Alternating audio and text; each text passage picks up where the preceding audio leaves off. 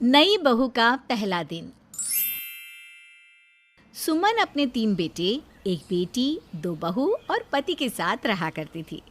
वो बहुत खुश थी क्योंकि उसके दोनों बेटों की शादी हो चुकी थी, पर फिर भी उसके घर का बंटवारा नहीं हुआ था और सुमन का जॉइंट परिवार था।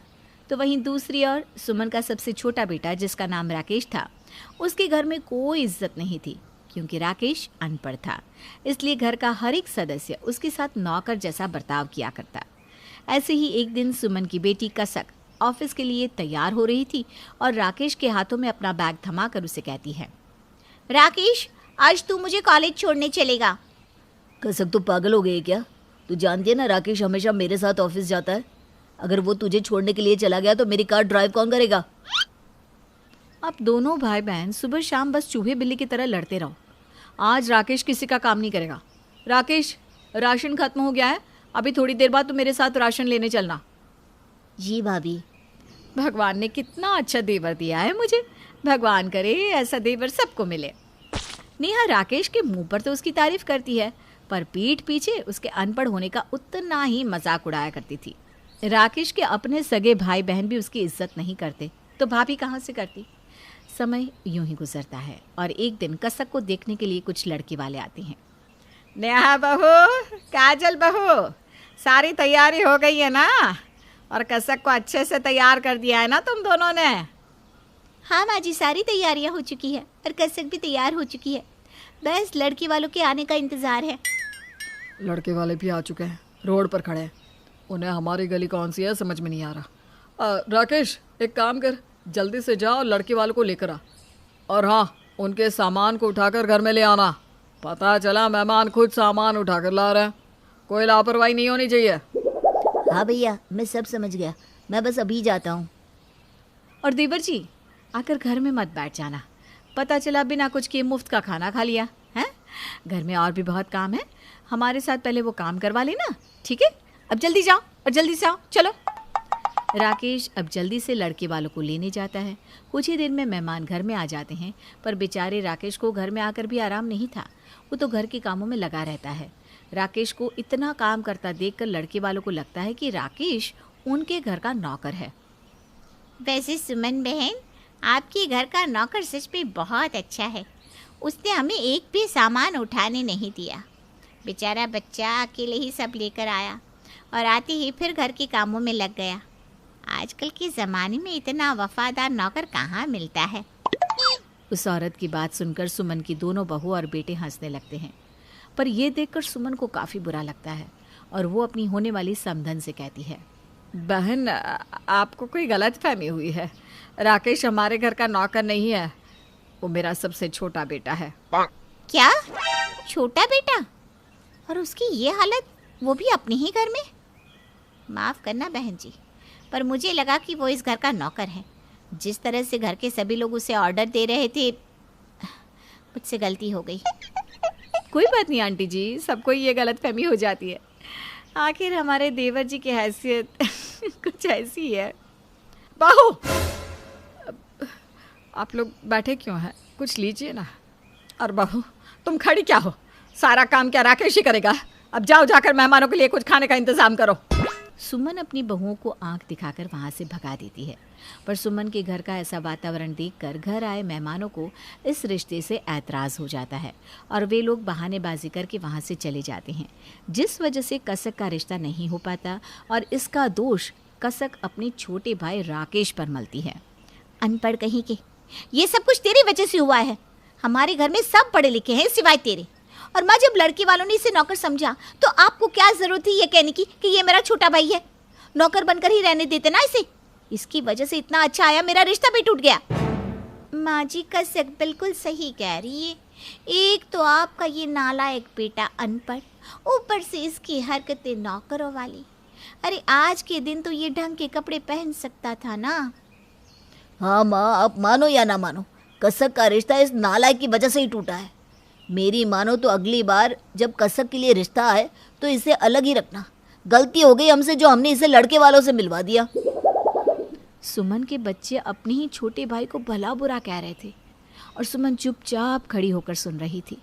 वो चाहकर भी कुछ नहीं बोलती, तो वहीं दूसरी ओर राकेश भी अपने दर्द को किसी के सामने नहीं रख पाता और रसोई में जाकर छुप छुप कर रोता है और रसोई में ही ज़मीन पर सो जाता है, क्योंकि कपड़ों की तरह घर वालों ने राकेश को कमरा भी नहीं दिया था। राकेश की ऐसी हालत देखकर सुमन को बहुत बुरा लगता है और आखिरकार उसे एहसास होता है कि उसने कितनी बड़ी गलती की अपने छोटे बेटे को ना पढ़ा लिखा कर। अरे क्या हुआ भगवान, इतनी उदास क्यों हो? रिश्ता ही तो था, नहीं हुआ तो क्या हुआ? अपनी कसक बिटिया के लिए इससे भी अच्छे घर का रिश्ता आ जाएगा। हमारी बेटी बहुत होशियार है। मैं कसक के लिए परेशान नहीं हूँ। ये रिश्ता नहीं हुआ तो क्या हुआ, दूसरा कोई रिश्ता हो जाएगा। मैं परेशान अपने बेटे राकेश के लिए हूँ। उसके अपने सगे भाई बहन उसके साथ ऐसा व्यवहार करते हैं मानो जैसे वो सौतेला हो या फिर इस घर का नौकर। हमारे बेटे को आज तक कुछ नहीं मिला। वो अपने हक हिस्से के प्यार से, हर चीज से वंचित रह गया और इन सब के दोषी हम हैं, हम। अरे भाग्यवान, ऐसा क्यों बोलती हो? हमने राकेश का भी तो एडमिशन करवाया था। अपने बाकी बच्चों की तरह हमने उसे भी पढ़ाना चाहा था, पर वही नहीं पढ़ना चाहता था। उसने खुद ही अपनी पढ़ाई छोड़ दी। क्या आपको सच में लगता है कि राकेश पढ़ना नहीं चाहता था? आप चाहे कुछ भी कहो, पर गलती हमसे हुई है। जब आपका बिजनेस डूबा तब हम अपने किसी भी बच्चे को सही शिक्षा नहीं दे पा रहे थे और हमारे किसी भी बच्चे ने हमारी मजबूरी नहीं समझी। पर राकेश ने अपनी पढ़ाई छोड़ दी और आपके साथ छोटी सी उम्र में ही काम करने लगा और इसका नतीजा ये निकला कि हमारा सबसे छोटा बेटा अनपढ़ रह गया और हमारे बाकी बच्चों ने तरक्की कर ली। और शायद इसीलिए हमारे बाकी बच्चे हमारे राकेश के साथ ऐसा दुर्व्यवहार करते हैं। इतना बोलकर सुमन फूट फूट कर रोने लगती है। सुमन की आंखों में आंसू देखकर दिलीप को बहुत बुरा लगता है और वो चुपचाप सो जाता है। पर आधी रात को दिलीप की आंख खुलती है और जब वो पानी लेने के लिए रसोई घर में जाता है तो वो देखता है कि उसका बेटा ज़मीन पर बिना कुछ बिछाए लेटा हुआ है। अपने बेटे को ज़मीन पर गर्मी में सोता देख अब दिलीप को भी अपनी गलती का एहसास होता है। सुमन, तुम सही कह रही थी। हमने अपने बेटे राकेश के साथ बहुत नाइंसाफ़ी की है, पर अब हम कुछ नहीं कर सकते। हम चाह कर भी उसे उसका हिस्सा नहीं दे सकते, क्योंकि हमारे बाकी बच्चे उसकी ज़रा भी कद्र नहीं करते। हे भगवान, मेरे बेटे की खुशियाँ अब तेरे हाथ में है। सुमन अपने बेटे को उसके हिस्से का हक दिलाना चाहती थी, पर वो चाहकर भी ऐसा नहीं कर पा रही थी, क्योंकि सुमन और दिलीप खुद अपने बेटे और बहू के भरोसे पल रहे थे। समय यूं ही बीतता है और कसक की शादी हो जाती है और कसक के जाने के बाद नेहा और काजल अपने पतियों के साथ मिलकर राकेश के साथ और भी बुरा व्यवहार करते हैं। दीदी क्या करूँ, रात का खाना फिर से बच गया। कल भी खाना फेंकना पड़ा था, लगता है आज भी खाना फेंकना पड़ेगा। अरे काजल, तो पागल हो गई है क्या? खाना फेंकने की क्या ज़रूरत थी?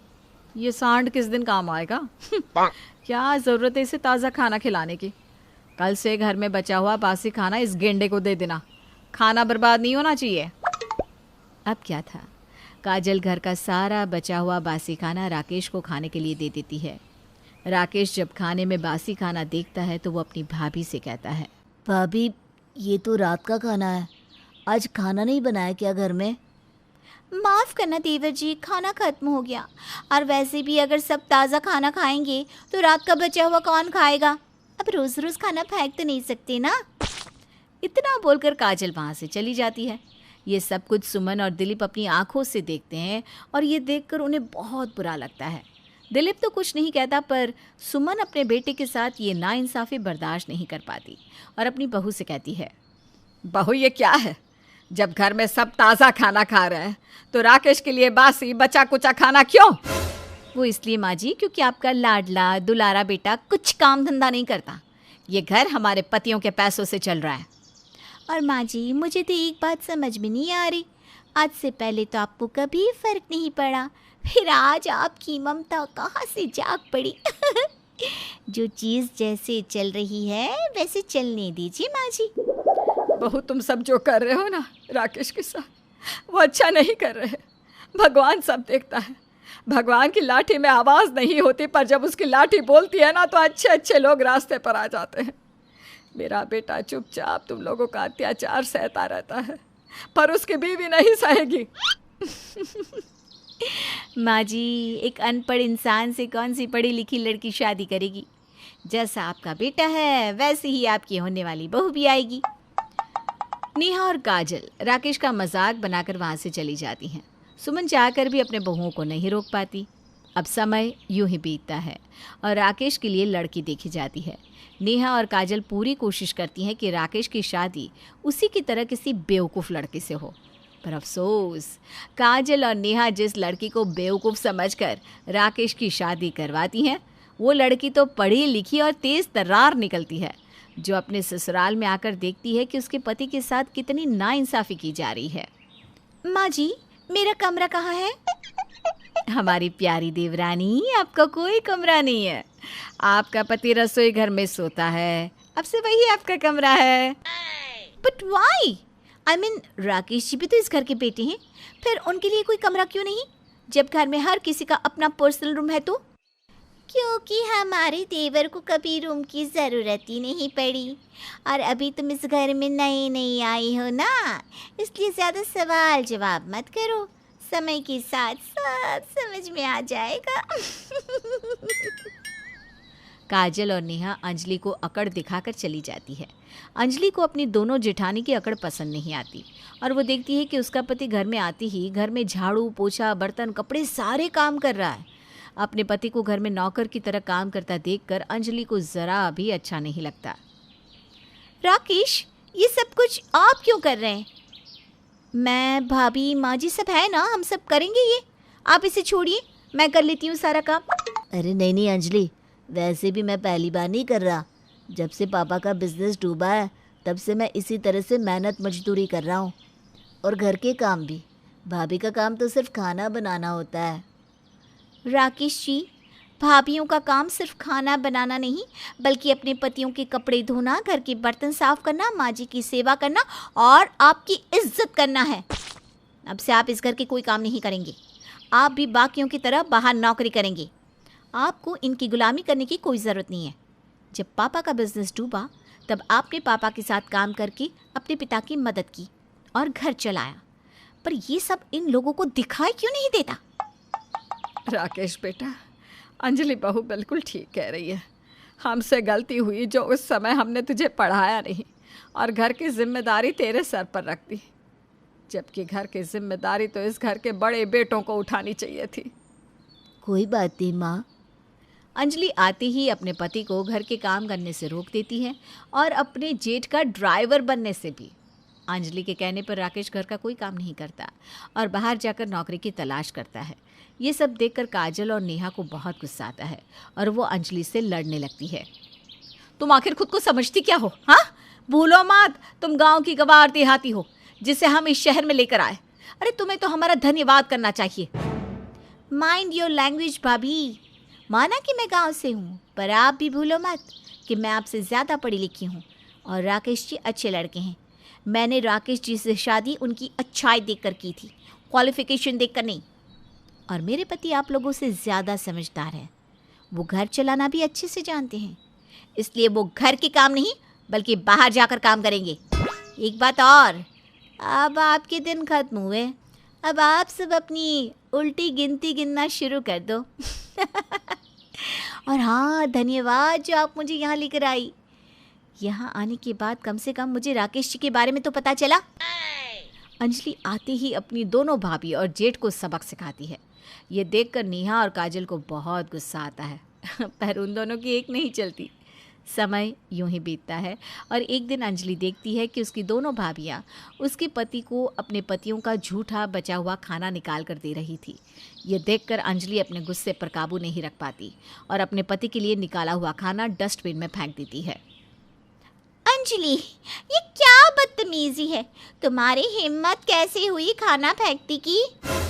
कोई बात नहीं काजल, इससे जो करना है करने दो। ये नहीं जानती इसने अपने पति का खाना फेंका है, आज इसका पति भूखा रहेगा और क्या। मेरा पति अब कभी भूखा नहीं रहेगा और ना ही वो रात का बचा हुआ खाना खाएगा। ना ही किसी का झूठा। अब से रसोई घर मैं संभालूंगी और खाना भी मैं बनाऊंगी। फिर देखती हूँ कि कौन मेरे पति को झूठा और बाकी बचा हुआ खाना खिलाता है। इतना बोलकर अंजलि अपने पति के लिए खाना बनाने लगती है। नेहा और काजल उसे रोकने की कोशिश करती हैं, पर अंजलि इतने गुस्से में होती है कि वो दोनों चुपचाप वहाँ से निकल लेती हैं। धीरे धीरे अंजलि अपने पति को वो सम्मान, वो इज्जत दिलाने लगती है जिसका राकेश पर अधिकार था। समय यूं ही गुजरता है और अब अंजलि कमरा बनाने की बात करती है। मैं जब से यहाँ आई हूँ तब से सबकी मजबूरी ही देख रही हूँ, इसलिए मैंने फैसला कर लिया है कि अब इस घर में एक और कमरा बनेगा। आप लोग तो इतने मजबूर है कि पैसे दे नहीं सकते, पर मेरे पति ने इतने पैसे कमा लिए कि हम अपने लिए एक कमरा खुद बना सकें। इसलिए अब हम रसोई में नहीं रहेंगे। ऊपर का पूरा फ्लोर हमारा रहेगा, क्योंकि वो फ्लोर मैं अपने पति की कमाई से बनवा रही हूँ। राकेश, तेरी बीवी का दिमाग खराब हो गया है क्या? उसको समझा, ऊपर अब कोई फ्लोर नहीं बनेगा और तुम दोनों रसोई में ही रहोगे। भैया, मैं अंजलि को नहीं रोकूंगा, ऊपर फ्लोर बनेगा। अब मेरी अपनी खुद की भी तो फैमिली है और मैं अपनी फैमिली के साथ किचन में और नहीं रह सकता। अरे वाह, जोरू के आते ही जोरू का गुलाम हो गया, अपने भैया से जुबान लड़ा रहा है। अमित बेटा, तू भी तो जोरू का गुलाम है। अमित, नेहा बहू और काजल, अंजलि बहू ने बिल्कुल सही फैसला लिया है। और भूलो मत, ये घर हम बूढ़े बुढ़िया के नाम है। और वैसे भी इस घर में जितना तुम दोनों भाइयों का हिस्सा है उतना ही राकेश का भी है। अगर वो ऊपर फ्लोर बनाना चाहता है तो इस घर में 3rd फ्लोर बनेगा, क्योंकि अब इस घर में राकेश भी अपनी कमाई देता है।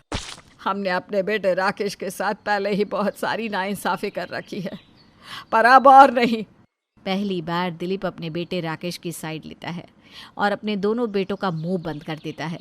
अपने सास ससुर को अंजलि और राकेश की ओर देखकर नेहा और काजल भी चुप हो जाती हैं और अपने घुटने अंजलि के सामने टेक देती है, जिसके बाद अंजलि और उसके पति को भी पूरा सम्मान मिलता है और वो लोग भी काजल और नेहा की तरह घर में रहते हैं।